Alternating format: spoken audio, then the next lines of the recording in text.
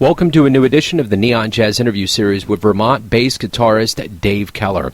We interviewed him in May 2020 about this new COVID-19 world and so much more. He talked about his latest projects, ever since renowned guitarist Ronnie Earl chose Dave Keller to sing on his 2010 album, Living in the Light. He has been on the rise, earning 2 nominations for a Blues Music Award for Best Soul Blues Album, winning the International Blues Challenge for the Best Self-Release CD Award, and being chosen for Downbeat Magazine's Best Recordings of the Year. He's got a great story. Enjoy. Thanks for taking a minute out. How are you keeping yourself creatively occupied during all of this? I've been playing some guitar, writing some songs. Haven't gotten together with my band at all. We've been all social distancing and stuff, but I've been doing some online solo concerts.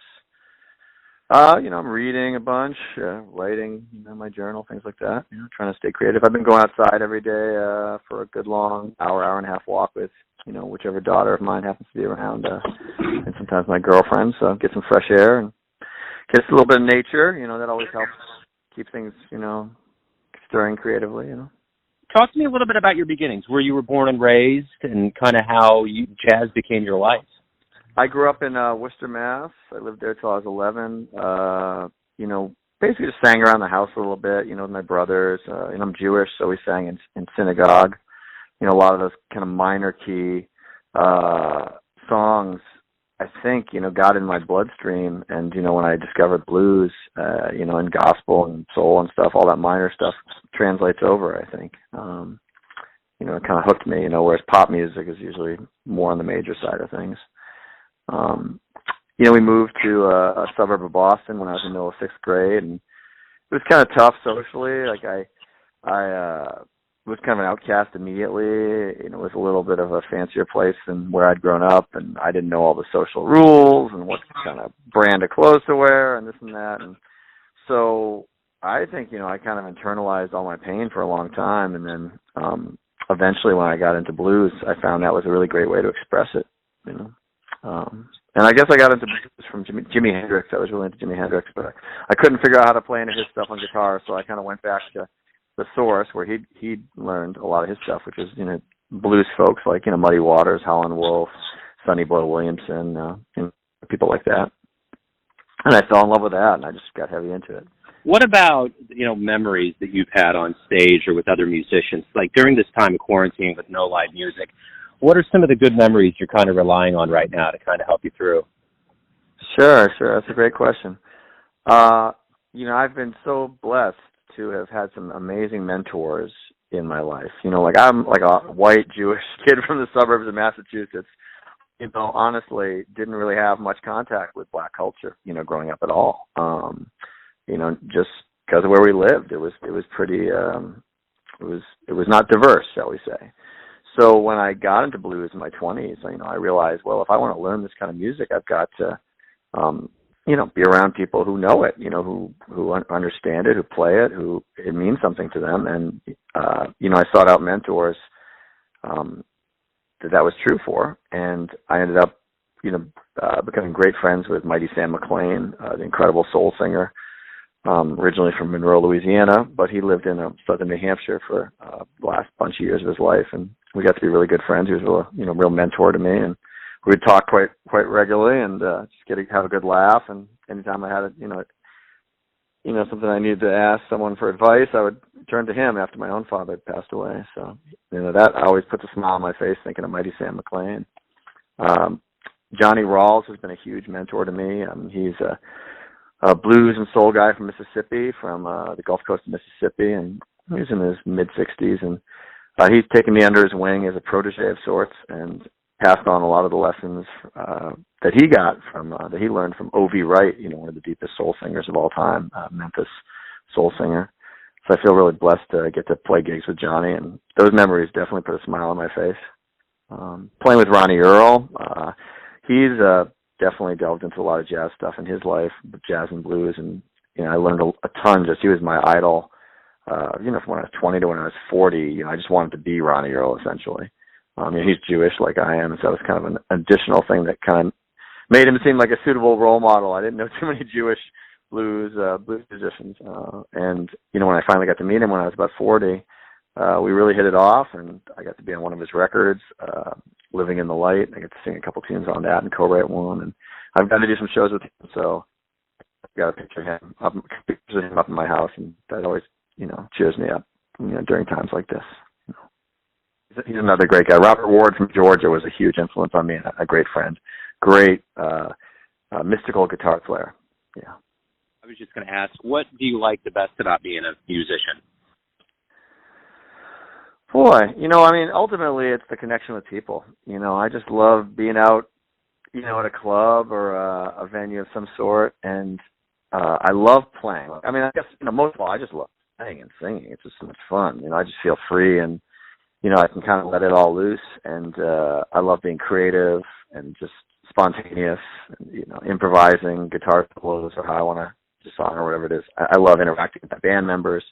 I also love solo shows too. So, but ultimately, it's the people who come to hear us or me, and just connect with them and seeing how happy it makes them to have music to dance to or sing along with or just sit and enjoy. And then when I see see their smiles or their cheers or laughing, whatever, that gives me more energy, and it's this feedback loop that just drives me further, and drives the music even better and more more exciting.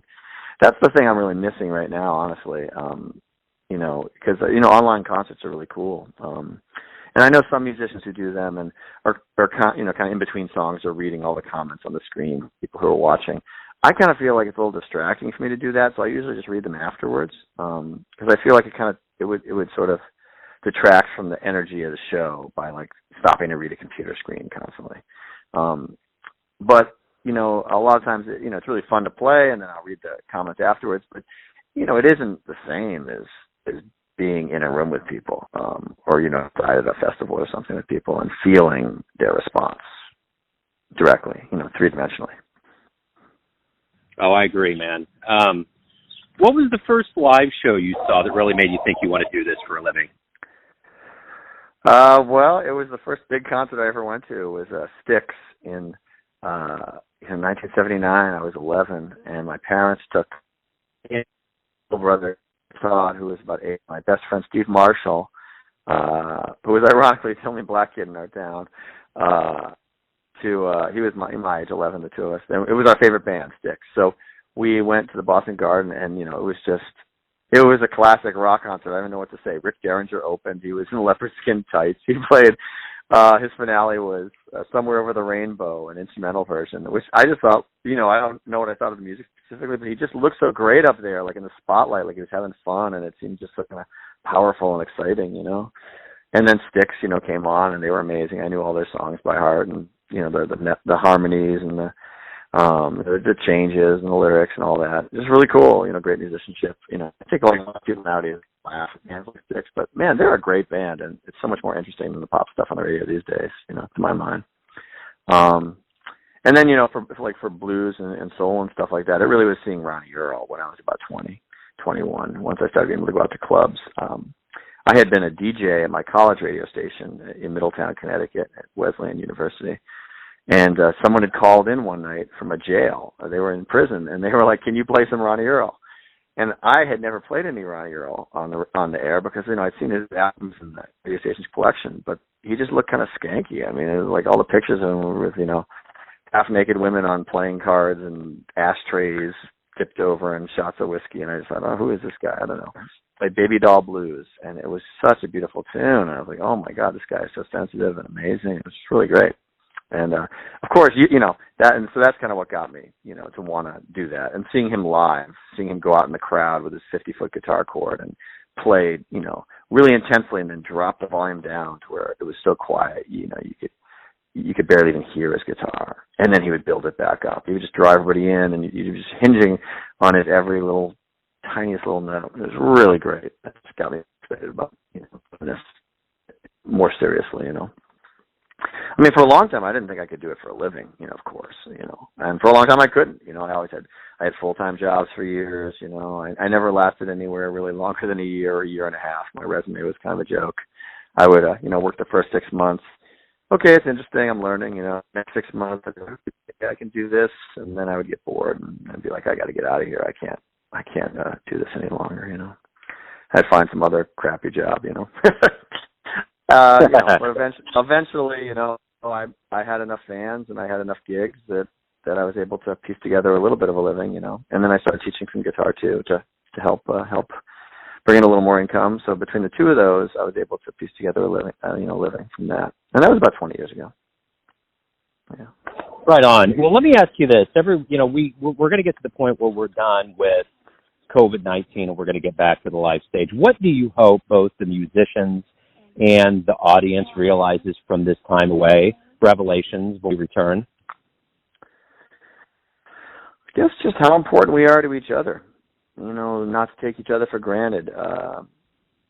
Just life is short. We're blessed to get to exist on this planet at the same time as each other, to cross paths with people.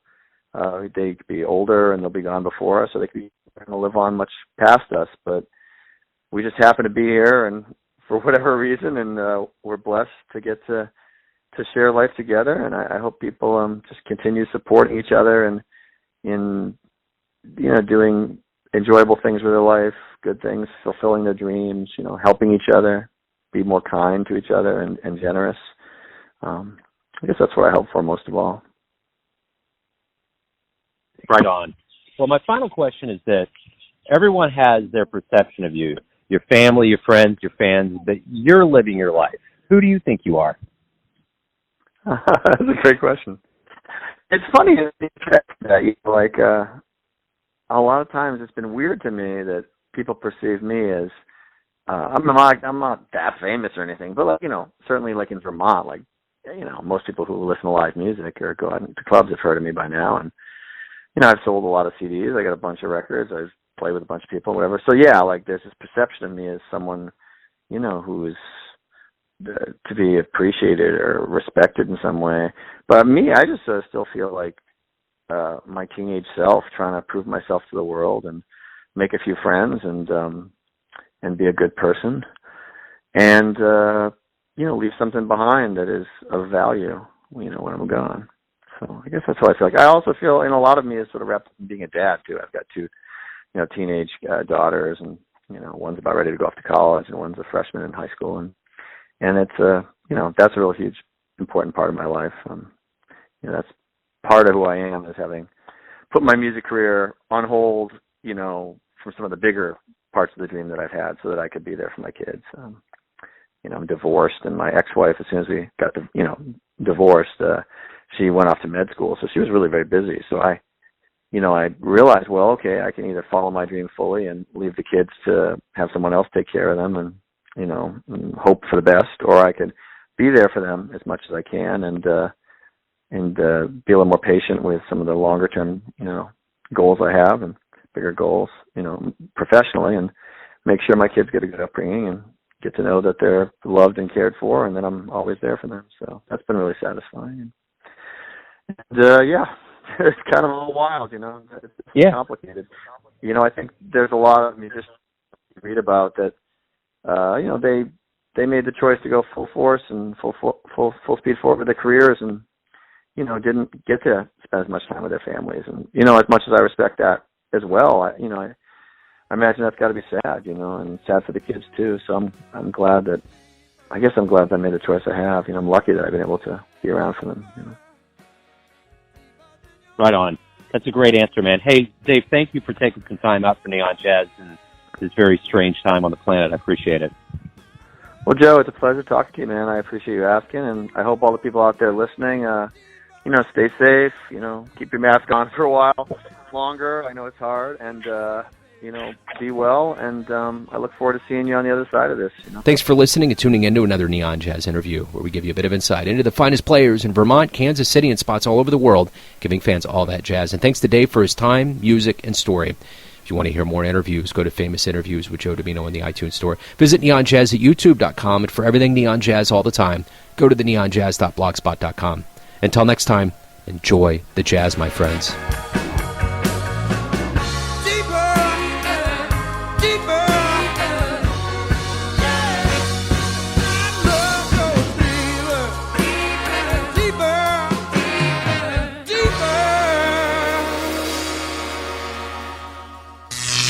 Neon Jazz.